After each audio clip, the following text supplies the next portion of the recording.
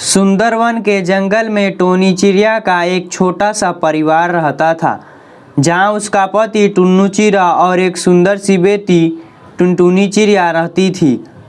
टुन्नू चिड़िया बाकी पक्षियों की तरह एक किसान था। वह खेती बाड़ी का काम किया करता था।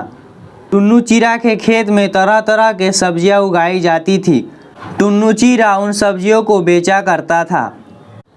एक दिन अचानक जंगल में बारिश होने की वजह से टुन्नू चिड़िया का सारा फसल बर्बाद हो जाता है। फिर अगली सुबह टुन्नू चिड़िया अपनी पत्नी टोनी चिड़िया से कहती है, टोनी, कल सुबह मैं सब्जी बेचने बाजार जाऊंगा। ओ जी, आप क्या बेचेंगे? हमारा तो सारा सब्जी का फसल बर्बाद हो गया है। नहीं टोनी, मैं अब अपना सब्जी नहीं बेचूंगा। अब मैं जंगल के पक्षियों से सब्जी खरीद कर बाजार जाकर बेचा करूंगा। और इतना बात कहकर टुन्नू चिड़िया सब्जी बेचने बाजार की ओर निकल पड़ता है। जंगल के पक्षियों से सब्जी खरीद कर बाजार में जाकर टुन्नू चिड़िया उसे बेचने लगता है। आलू ले लो आलू, प्याज ले लो प्याज, ताज़े ताज़े आलू, ताज़े ताज़े प्याज, ले लो भाई ले लो। ऐसे ही टुन्नू चिड़िया जंगल के पक्षियों से सब्जी खरीद कर बाजार में बेचा करता था। और एक दिन टोनी चिड़िया के परिवार के ऊपर एक मुसीबत आ पड़ा। जब टुन्नू चिड़िया सब्जी बेचकर आ रहा होता है, तभी तेज हवाएं चलने लगती है, जिसके कारण टुन्नू चिड़िया नीचे ज़मीन पर गिर जाता है।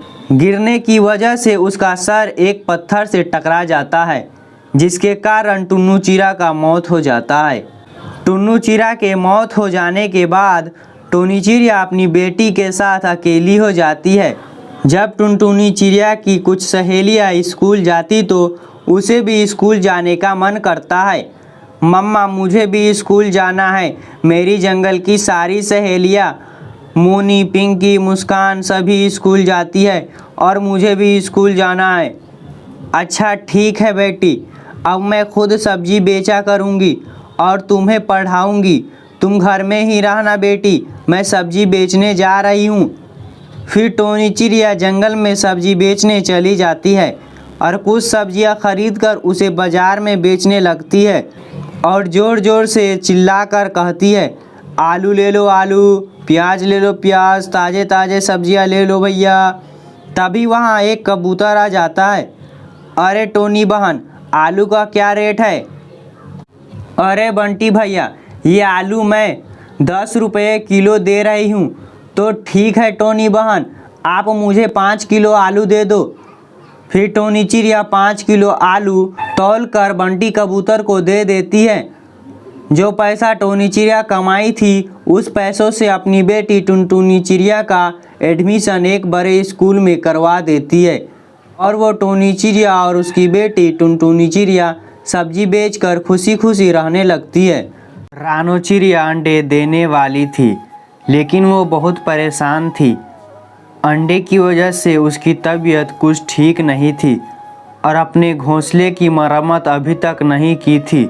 हर साल की तरह बरसात शुरू होने वाला ही था, लेकिन चिड़िया को यही चिंता थी कि अगर वर्षा शुरू हो गई तो वो क्या करेगी, क्योंकि उसका घोंसला ज़्यादा बारिश बर्दाश्त नहीं कर सकता है। वो ऐसे ही परेशान बैठी हुई थी तो वहाँ कालू कौवा आ जाता है। चिड़िया, तुम ऐसे क्यों बैठी हो? बाहर इतना अच्छा मौसम हो रहा है, चलो कहीं बाहर चलते हैं घूमने के लिए। नहीं कौवे भैया, मेरे अंडे बस होने ही वाले हैं और मैं बहुत परेशान हूँ। चिड़िया, ये तो खुशी की बात है, फिर काहे की परेशानी? कौवे भैया, आपको तो पता है मेरा घोंसला कितना पुराना है। अगर बरसात शुरू हो गई तो ये समय से पहले ही टूट जाएगा। अब आप ही बताएं मैं क्या करूं? मेरी तबीयत भी ठीक नहीं है, ऐसे में मैं अपने अंडों की रक्षा कैसे करूंगी? कहीं ऐसा न हो कि ये चिड़िया मुझे ही अपना घोंसला मरम्मत करने को बोल दे। मुझे फ़ौरन यहाँ से जाना होगा। कालू कौवा मन ही मन ऐसा सोचता है। अच्छा ठीक है, अब मैं चलता हूँ, मुझे एक काम याद आ गया है। फिर कौवा वहाँ से चला जाता है। रात हो जाती है और रानो चिड़िया उसी परेशानी में सो जाती है। अगली सुबह होते ही आसमान में काले बादल छा जाते हैं और बारिश भी शुरू हो जाती है। अगर सिर्फ बारिश होती तो चिड़िया का घोंसला बच सकता था, लेकिन बारिश के साथ साथ तूफान भी था, जिसकी वजह से चिड़िया का घोंसला ज़ोर ज़ोर से हिलने लगता है। हे भगवान, ये क्या हो गया? मेरा घोंसला तो बुरी तरह हिल रहा है। इसके पहले कि मेरा घर गिर जाए, मुझे यहाँ से निकलना होगा। दर्द भी बहुत हो रहा है, कहीं मेरा अंडा ना हो जाए और वो इस घोंसले के साथ गिरकर टूट न जाए। फिर रानो चिड़िया अपने घोंसले को गिरने से पहले बाहर निकल जाती है। अभी वो घर से बाहर निकली ही थी कि उसका घोंसला भी गिर जाता है। बारिश बहुत ज़ोरों की हो रही थी। रानो चिड़िया के घर के पास ही कौवे का घर था। चिड़िया सीधा कौवे के घर चली जाती है और जाकर कौवे के घर का दरवाज़ा खटखटाती है। कौवे भैया दरवाज़ा खोले। क्या हुआ चिड़िया, जल्दी कहो, इतनी तेज़ बारिश में तुम घर से कैसे निकल पड़ी? कौवे भैया, मैंने आपको बताया था ना, वो तेज़ बारिश और हवा की वजह से टूट गया है मेरा घोंसला। कौवे भैया, मेरे अंडे भी होने वाले हैं, कृपया आप मुझे अपने घर में आने दें।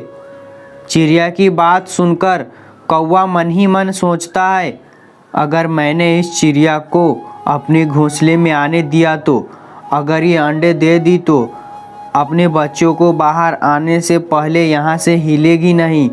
मुझे कोई बहाना बनाना होगा। चिड़िया, मैं तुम्हें अपने घर में आने तो देता, लेकिन आज मेरे रिश्तेदार आए हैं, सारे के सारे आ गए हैं आज एक ही साथ। मेरे घोंसले में और जगह नहीं है, तुम किसी और पक्षी के घर चली जाओ। फिर चिड़िया वहाँ से चली जाती है। वो सीधा तोते के घर जाती है और तोते के दरवाजे पर दस्तक देती है। तोता अपने घोंसले से बाहर आता है। चिड़िया, तुम इस समय? तोते भैया, मैं बहुत मुश्किल में हूँ, आप मेरी मदद करें। मेरे अंडे बस होने ही वाले हैं, मेरा घर भी टूट गया है, आप मुझे अपने घर में आने दे। चिड़िया, तुम तो जानती हो मेरा घर कितना छोटा है, हमारा गुजर तो बहुत मुश्किल से होता है। आज मेरी पत्नी मायके गई हुई है, चलो आज की रात मैं तुम्हें अपने घर में रख लेता हूँ, लेकिन कल सुबह तुम अपना कोई और बंदोबस्त कर लेना, चाहे बारिश रुके या ना रुके।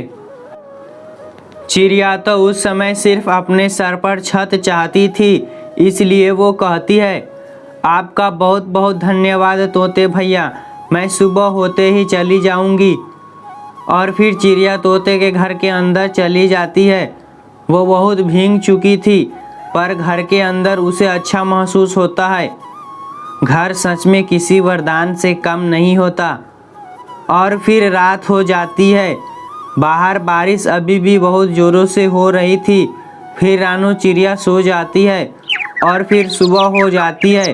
अगली सुबह चिड़िया अंडे भी दे देती है। अब मैं क्या करूं? अपने अंडों को लेकर कहाँ जाऊं?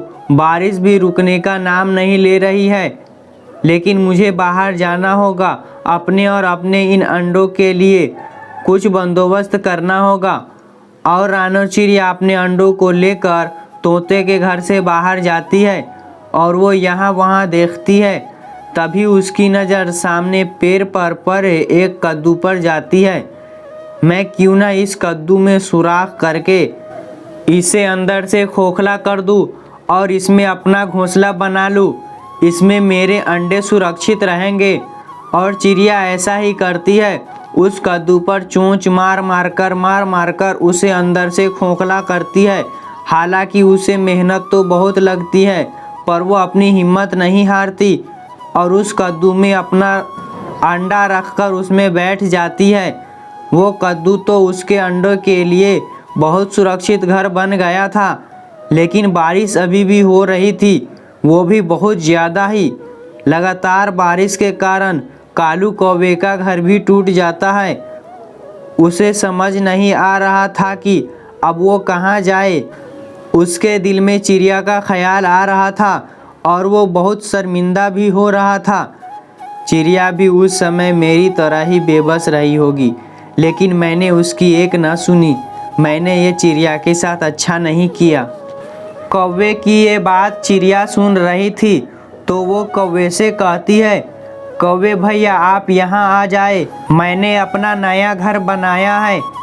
चिड़िया, ये कद्दू का घर? हाँ कौवे भैया, ये बहुत सुंदर है और तेज बारिश में टूटेगा भी नहीं। चिड़िया, मुझे माफ़ कर दो। कौवे भैया, आपको माफ़ी मांगने की कोई ज़रूरत नहीं है।